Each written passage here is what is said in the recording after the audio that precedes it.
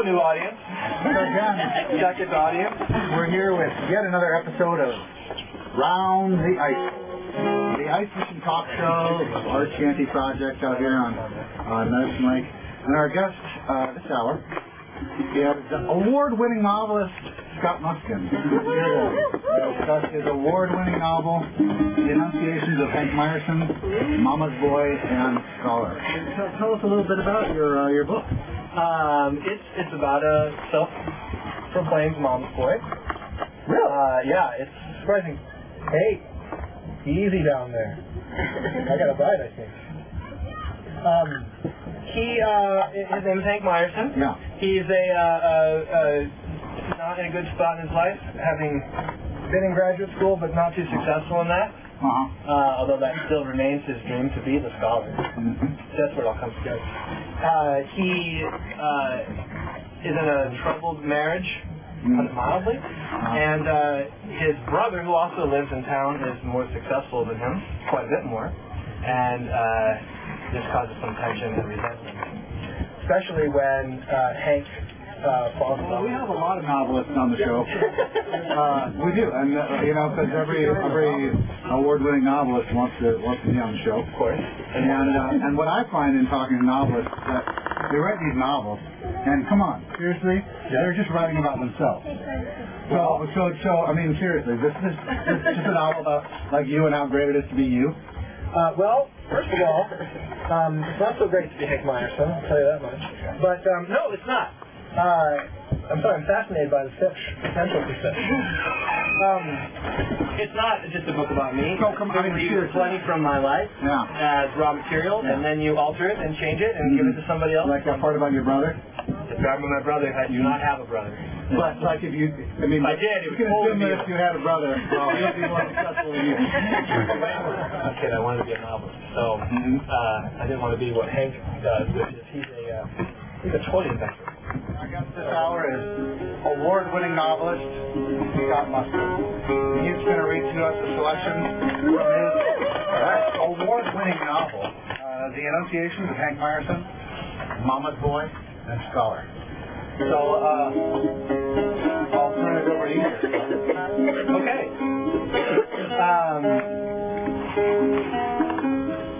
I'm going to read a section that takes place at the Minnesota State Fair, which I love the Minnesota State Fair.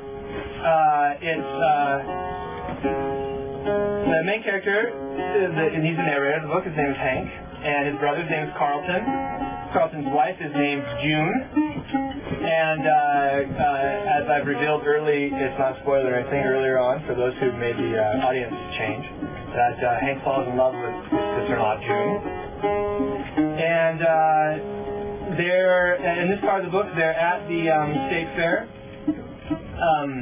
Hank is actually, because of his love for June, has fled the state and moved to Montana. But now he's back visiting because his brother hurt himself, broke his leg.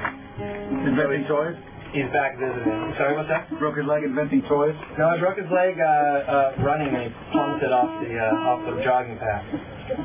So they're at the state fair, and one of the new games at the state fair, at least new when I was writing this book at the Midway, was the pool. Play the pool table, where if you well, you'll see in the reading. My brother nodded back to me and then noticed June and said, "Hey, we got you something too." Well, I should mention that they're at the state fair with June's developmentally disabled artist named Terry, who June used to work at a group home, and Terry used to be one of the residents at the group home, and now is on his own and is getting noticed for his art. My brother held up a stamp collection of Midway tickets. We, he said, meaning me or Hank, but probably not Hank, are going to win for you. He gestured here to the Midway as if he owned it. The stuffed animal of your choice. His game was cool, one of those true games of skill, quote-unquote, spicing up the Midway that year. On a regulation-sized table, you were essentially playing yourself. You started with a rack of 4 balls, and after you broke them, you could shoot them in any order, but 1 miss meant no prize. Carlton and I were to take adjoining tables and compete. From the thickness of the ticket book he purchased, it looked like we'd have all night if we needed it.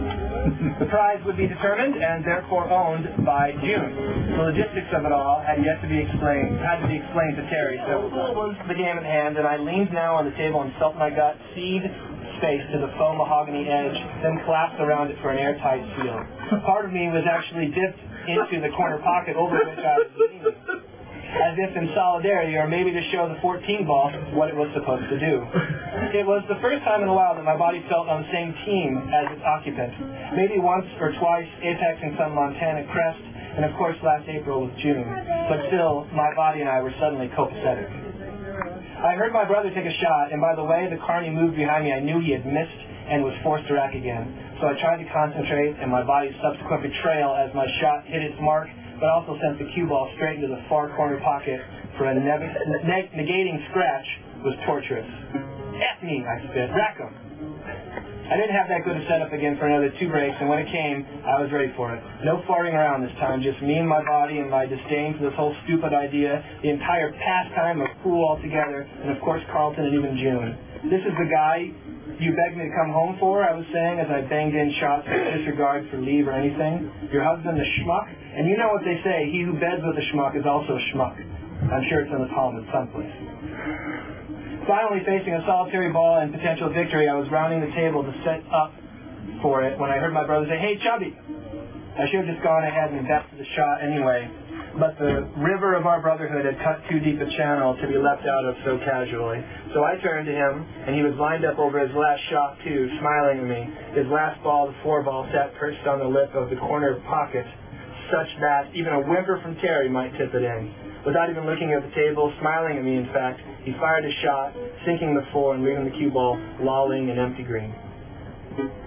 I made my shot too, chose a foghorn leghorn almost as tall as me for my prize, and carried the damn thing all the way to June's Subaru, stopping only to down a beer and to endure the barmaid asking me, "What's fog you having?" On the ride home, Foghorn rode in the hatchback space because in the back seat were me, a body odor wafting Terry, and a smiling purple Barney that June had chosen as the prize her husband had won for her. Ouch! Ah. So fun.